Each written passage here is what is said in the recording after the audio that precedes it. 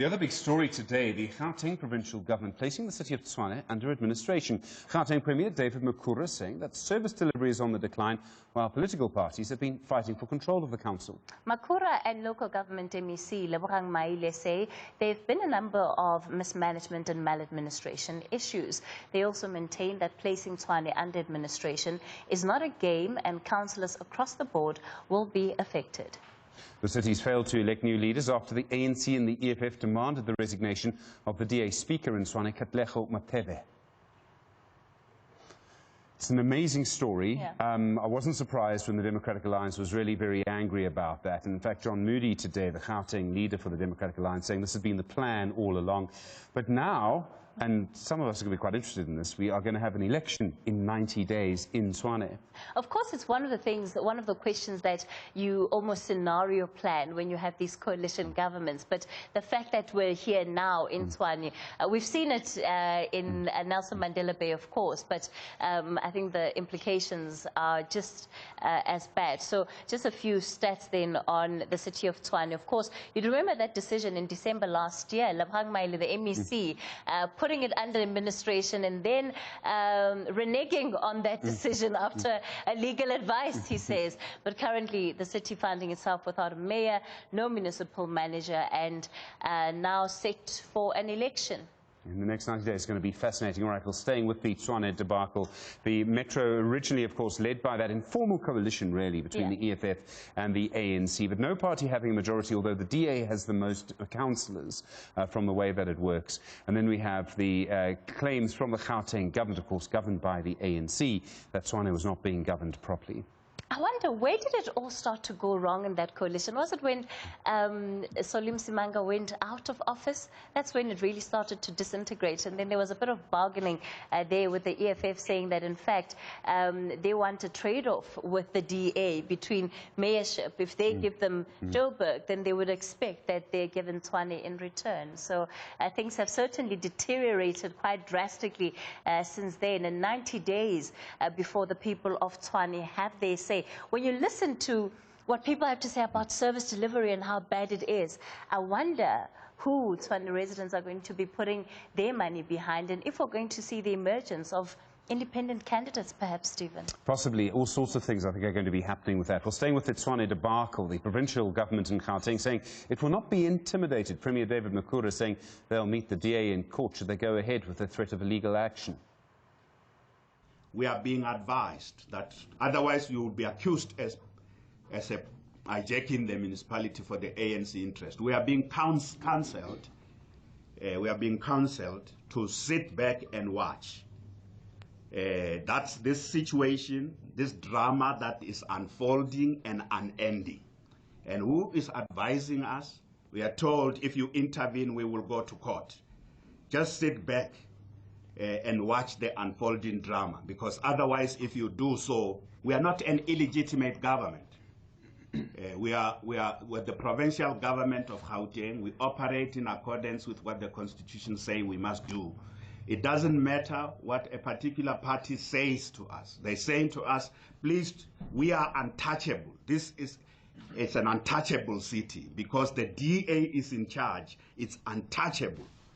If you do anything, we will go to court, or we will accuse you of trying to hijack the city. We don't want to hijack the city. That's why we're choosing the option, after careful assessment, of placing the city under complete administration, but not forever, not for 12 months, not for 18 months up to the next election to advantage the ANC. No, we are doing this thing for 90 days, so that after 90 days, the city has got a proper administration.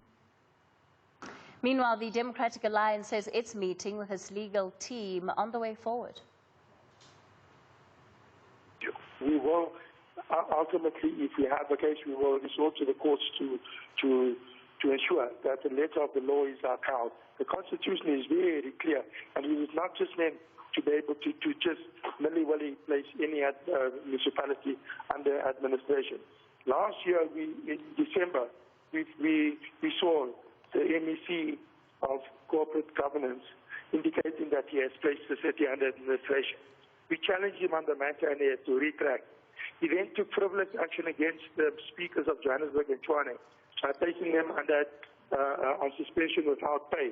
We challenged him on that one, and he then backtracked on that one too. The ANC's chairperson in Tshwane, Kgosi Mayepe, says stability and good governance in the capital is vital. He says the ANC will ensure that citizens are properly served and have good leaders who will take the city forward. We will now push for stability, order, and good governance in the city of Tshwane. You know that the DA doesn't have experience to govern. They don't understand fiduciary responsibility of diligence, due skill, and care because they did not care. Now the ANC will ensure whoever comes here, if they don't do the things we are saying here, will protest. Because what we want is that our interest is to advance service delivery. Our people must come first and nothing more. Meanwhile, the leader of the economic freedom fighters, Julius Malema, is saying today the ANC and the DA both don't understand how a coalition government works. He says this is why the EFF's negotiations with the ANC in the Metro have fallen apart. Malema says it's vital that parties listen to each other in order to come to a decision. ANC was behaving in the same way as the DA, arrogantly as if they've won government. They have not won government. In a situation of a coalition, even with a party with one seat can be a mayor because it's holding a deciding vote. So when parties hold deciding votes, they must listen to each other. A coalition works like that. But the ANC and the DA do not appreciate that they have not won the elections. It's going to be a similar situation in Joburg. The Joburg is going to have the same situation because it won't pass budget. We will not be part of a government of Joburg which passes budget. If the DA wants to pass budget with the ANC, they can do that. All right, joining me now to talk more about this issue of governance within municipalities, Danga Mughogho, Governance Program Manager at the South African Cities Network. Danga, good afternoon. Thanks so much for joining us on the Pulse today. I don't think I've come across anyone who's surprised at this decision to take Tshwane into administration. Well, I think it's not entirely surprising. I think if anyone's been watching what's been going on in the politics of the city, that this would actually take place. In fact, what has happened is that the province, and per section 139 of the Constitution, has intervened in a subsection 1C intervention, which means that they have dissolved the council, appointed an administrator, and then made for a provision for new elections in 90 days, as you said earlier in your segment. I mean, there are places and there are examples of democracies, Belgium, the Netherlands, where when you have parties that can't agree on who's going to govern, and when you have situations where people actually don't govern, the civil servants run the day. Here in our metros, it seems that if we don't have a party that actually has an outright majority, governance almost doesn't seem to happen. We've got Tshwane, Nelson Mandela Bay is probably Exhibit 1.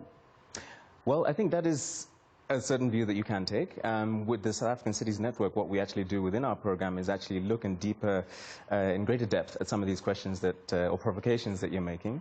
And of course, cities do continue to work. I mean, administrations, people come to work every day. We work in the City of Joburg Metro building. We have colleagues coming in and out every day who clearly still continue with their jobs. And democracy is a messy business. It is about politics in many ways, and contestation and that kind of thing is always going to happen in a democratic system. The interesting question, and the one that we are interested in asking, is whether the instability that we've seen and perhaps could have predicted after 2016 and the change in some of the control of some of the metros is in fact leading to untenable situations in terms of governance. Okay, so I mean, there's not necessarily then, you're saying, a direct correlation between sort of difficulties with the politics or a lack of a single governing party in the metro and problems with service delivery. I mean, we know you can have problems with service delivery with the dominant party. You're saying you can actually have pretty good service delivery without one? Well, absolutely. I mean, I think it's one of those things that is a system that we're also working our way through. In complicated political science terms, we'd call it institutionalization, which is that there's an understanding of people within the system, the various stakeholders, the politicians, the administrators, the other components of urban governance, ourselves as citizens who play a role and hold our governments accountable, as to how things work. I think what becomes unclear is when you get uncertainty, as we're finding post-2016, in these metros where we do in fact have coalition government or coalitions, and that's where you see some of the instability that we're seeing now. We often find that when people don't like a political outcome in this country, one of two things happen. They either go to court or they say that the rules are wrong and that actually we need to change the system. Do we need to change the system in our metros? I don't think so, no. In fact, the system that we have currently has been legislated over the last 25 years or so, starting with the Vision for Developmental Local Government and the Local Government White Paper, the Municipal Structures Act, the Municipal Systems Act, and various other pieces of legislation, which in fact do arrange and do, as we've seen today, this intervention is actually constitutionally mandated. So we don't actually need a change in the system. I think it's about politicians figuring out a way to work within the system and obviously to achieve the outcomes that we vote them there to achieve. Danga, I do appreciate the time. Thank you. Danga Mughogho, the Governance Programme Manager at the South African Cities Network. Stay with us. Plenty more to come. The latest on the coronavirus outbreak as well.